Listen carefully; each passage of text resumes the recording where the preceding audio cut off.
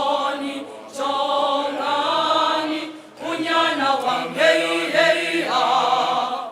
Komani, Komani, unyana wami, hey, hey, ah. Komani, Komani, unyana wami, hey, hey, ah.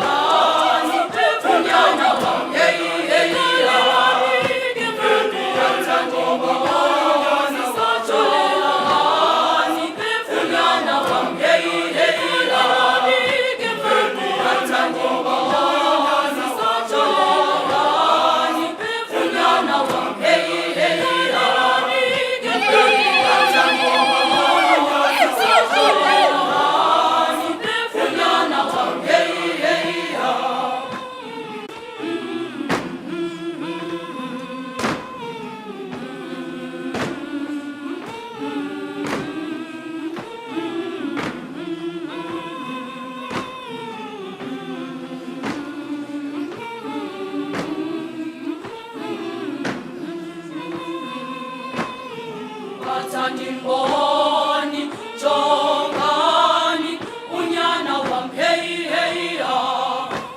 Komani, Komani, unyana wami, hey, hey, ah.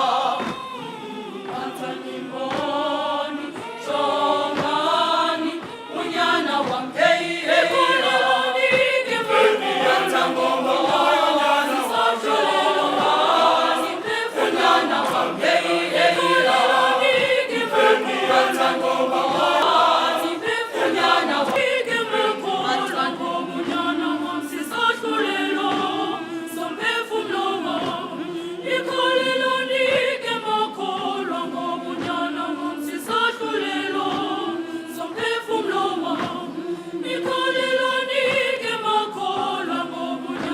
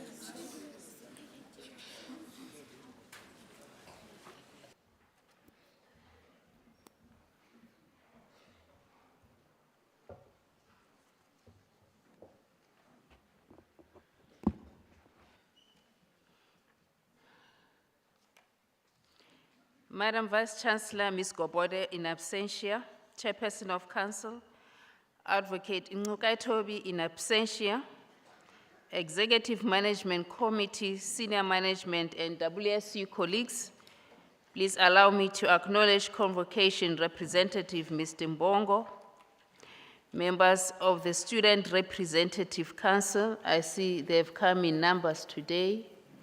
We have the current president, we have the president of yesteryear, and you also have the SG, Mr. Machoba. Thank you very much for supporting this graduation ceremony. Parents and friends, and of course, thank you very much, Pastor Mbodila, ladies and gentlemen, and most importantly, our graduating class of 2023, I welcome you all. My name is Rashila Nolundi Songa, and I'm privileged to serve as Chancellor and Principal of this university We, like I said yesterday, excited to be in Komani, and at least this winter has been kind to us thus far.